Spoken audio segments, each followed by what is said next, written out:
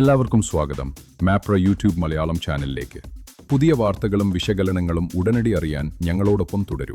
തീർച്ചയായും ഞങ്ങളെ സംബന്ധിച്ചിടത്തോളം വളരെ ആഹ്ലാദമുണ്ട്, സന്തോഷമുണ്ട്, ജനങ്ങളോട് കടപ്പാടുണ്ട്, നന്ദിയുണ്ട്. ഞങ്ങൾ ജനങ്ങളോട് ചെയ്ത വാഗ്ദാനങ്ങളൊക്കെ നടപ്പാക്കണം എന്നൊരു വലിയ വെല്ലുവിളി ഞങ്ങളുടെ മുമ്പിലുണ്ട്. കാലിയായ ഒരു ഖജനാവിലേക്കാണ് ഞങ്ങൾ ഭരണത്തിന് ചെല്ലുന്നത്. ആ ഒരു പ്രതിസന്ധി ഞങ്ങൾ അനുഭവിക്കേണ്ടതുണ്ട്. എന്നാലും ജനങ്ങൾക്ക് ക്ഷേമം നൽകുന്ന, സംസ്ഥാനത്തിന് വികസനം നൽകുന്ന, നേട്ടങ്ങൾ ഉണ്ടാക്കുന്ന ഒരു നല്ല ഭരണം, സുതാര്യമായ ഭരണം, സൽഭരണം കേരളത്തിന് കാഴ്ചവെക്കാൻ ഞങ്ങൾ പ്രതിജ്ഞാബദ്ധമാണ്. അത് സംബന്ധിച്ചുള്ള ചർച്ചകൾ അടുത്ത് തന്നെ UDF ഉണ്ടാകും.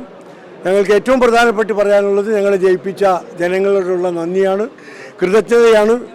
ഇത്തവണ ഇത്ര വലിയ ഭൂരിപക്ഷത്തിന് 102 സീറ്റുകളുമായി നിയമസഭയിലെത്താനും ജയിച്ച സ്ഥാനാർത്ഥികൾ തന്നെ 85,000, 60,000, 65,000 ഒക്കെ ഭൂരിപക്ഷം നേടാനൊക്കെ സഹായിച്ചത് ഏറ്റവും പ്രധാനപ്പെട്ട സഖാവ് പിണറായി വിജയൻ തന്നെയാണ്. അതോടൊപ്പം ചില നടേശന്മാരൊക്കെ ഉണ്ടായിരുന്നു. അവരോടൊക്കെയുള്ള കൃതജ്ഞത രേഖപ്പെടുത്താനാണ് ആദ്യമായി ഞങ്ങൾ ഈ അവസരം ഉപയോഗിക്കുന്നത്. അല്ല, ഉപമുഖ്യമന്ത്രിയുടെ കാർ എന്നുള്ള പോസ്റ്റ് ഞാൻ പങ്കുവച്ചില്ല. നമ്പർ 2 ആണ്. UDF അധികാരത്തിലെത്തുമ്പോൾ എല്ലാ കാലത്തും മുസ്ലിം ലീഗിൻ്റെ മന്ത്രി നമ്പർ 2 ആയിരിക്കും.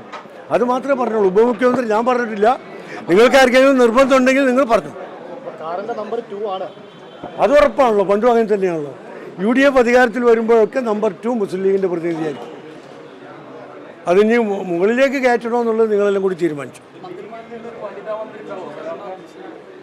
വനിതാ മന്ത്രി ഇല്ലാതെ എങ്ങനെ മന്ത്രിസഭ ഉണ്ടാക്കുക UDF? അല്ല, UDF ആര് ഏത് വനിത മന്ത്രിയായാലോ ലീഗിൻ്റെ കൂടി മന്ത്രിയാണ്. ലീഗിന് മാത്രമായി മുഖ്യമന്ത്രി ഇല്ല, ഉപമുഖ്യമന്ത്രി ഇല്ല, മന്ത്രിമാരും ഇല്ല, വനിതയില്ല, ദളിതും ഇല്ല, ഒന്നുമില്ല. ഇനി അല്ല UDF ആയിട്ട് മാത്രമേ ഞങ്ങൾ ചിന്തിക്കൂ. അല്ല, ഞങ്ങൾ UDF ആയിട്ട് ഇനി ചിന്തിക്കൂ, വിഭാഗീയമായി ചിന്തിക്കാൻ പാടില്ല. ഞങ്ങൾ നോക്കട്ടെ, 8ഓ 10ഓ കിട്ടുകയാണെങ്കിൽ അതും ഞങ്ങൾ സ്വീകരിക്കും, കുഴപ്പമൊന്നുമില്ല. അത്തരം കാര്യങ്ങളിലേക്കൊന്നും നമ്മൾ ചർച്ച പോയിട്ടില്ല.